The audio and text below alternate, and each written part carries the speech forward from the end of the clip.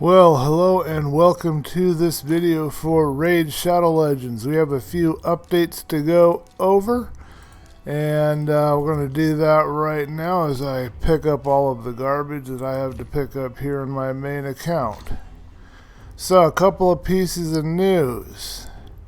I'm going to be wrapping up the other series with the DreamBliss Play account here fairly shortly. I think I've just about finished all the aspects of it, getting you through the game up until well into level 30. I think I'm at 35 or 36 on that right now.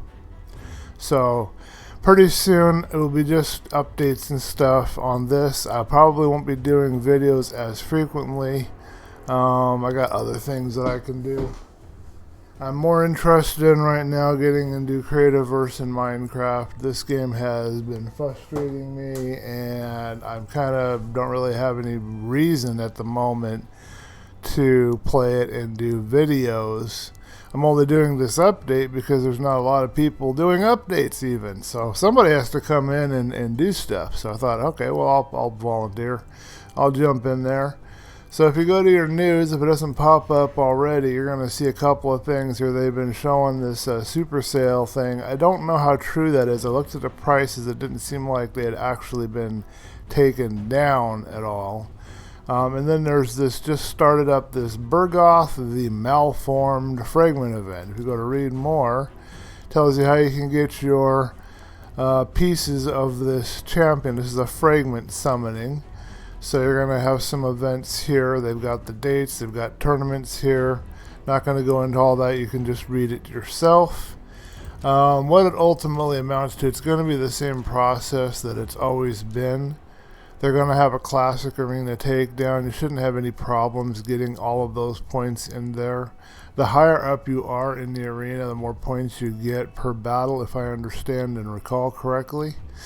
So this will be really easy when this comes live in 8 hours to get all the points, get the shards. They're probably up to 5 to 15. If there's 10 at the top and 5 at the bottom, will be about 15 shards in here, more than likely, if things go as they normally have. And then you got a dragon tournament, and the dragon's not actually that hard of a boss to beat. And it looks like they've kept the number of coins that you need, points that you need, kind of reasonable. You should be able to make your way at least through the 5 fragments, if not all the way through the 10 of them. Try to get all the way up to here if you can, so you have a good chance at getting this champion. The more points you can get with these current events, the better chance you have of actually being able to summon the champion at the end. Be sure you're saving your silver for that so that you can get him, because I think you have to pay 1,000,000 silver to finish his summoning, but my memory might be incorrect on that. There's a Dungeon Divers event, and that's going to give you points while you're doing the Dragon Tournament, so it's always good when they give you a twofer like this. So the more Dragon you do, the more points you get here as well, and if you can make your way down to here, then you're going to be in good straits for having a chance at this champion. I don't think you need to worry about going much further than that unless you have the ability to. I mean, if you can, great, go for it if you have the energy. And all the resources for it, but just try and make this your goal, and then if you can go any further, go for it.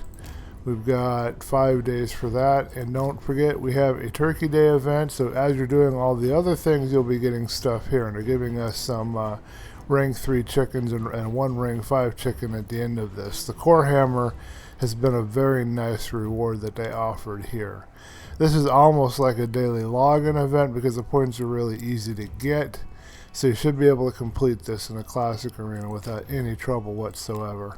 Let's take a look at Mr. Bergoth. I'm assuming he's one of the undead horde. We'll take a look at him and then we'll close up this video. He should be down here somewhere. And it looks like he is going to be not here. Maybe he's a Night Revenant. He is a epic, I believe. He's not a legendary, and I'm not finding. Here he is. So he's a Night Revenant, similar model to the other guy that has Hammer's corpse something or other right here. Coffin Smasher. So they're using a similar model, recycling and slightly updating the model.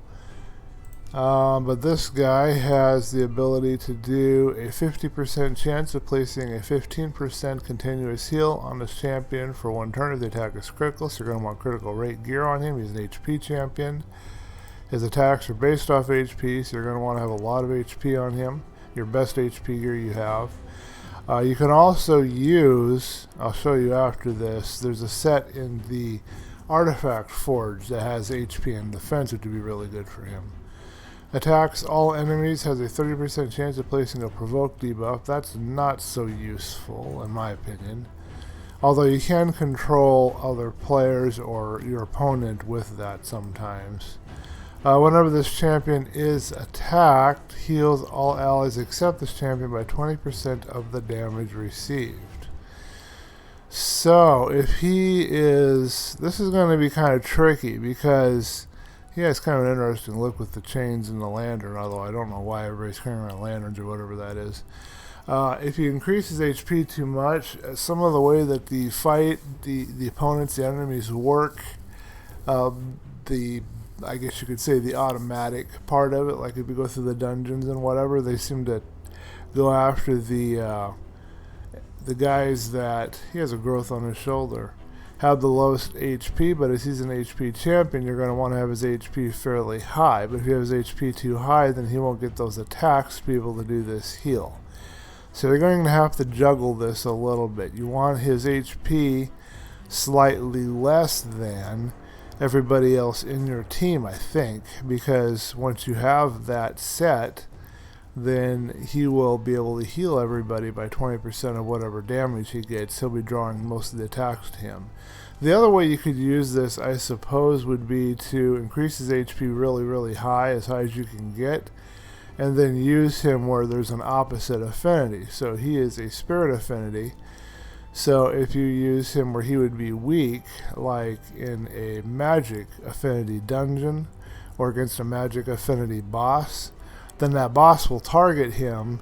He could actually be useful in that sense, because if you went against, say, a magic affinity spider and he was getting all the attacks from the spiderlings, all the poisons, all the other stuff, if his HP is high enough, he'll survive it. He can be your tank, your opposite affinity tank, which is one way to defeat the spider dungeon. And then as he's getting damage, he's healing your team all the time. So that could be a very useful way of using this guy. Anyhow, that concludes this video, and I will see you guys in the next one. Okay, well, that concludes this episode. Be sure to leave a thumb up if you like the video.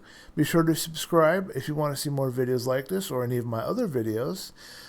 Be sure to hit that notification icon so that you can be notified when any new videos are released. And leave me some comments, feedback, suggestions so that I can improve and do even better for you guys.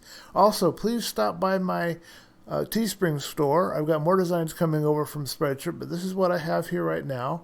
I've got 3 cool designs. I got this mask does not equal safe. It's kind of an attitude for everybody trying to make us wear masks right now. I've got this Zen saying and drawing that I did, to reach your destination, embrace the journey. I think that's really cool. I've got a poem over here. Poem says, life doesn't have to be so hard. It has a flow. Sometimes you'll drift, sometimes you'll row, but you get to choose the destination you'll go. I think that's really cool also. So go ahead and grab some of this stuff, and that will support me and help me in my continuing work at YouTube, and I really appreciate it. Thank you for watching the video, and I will see you in the next one.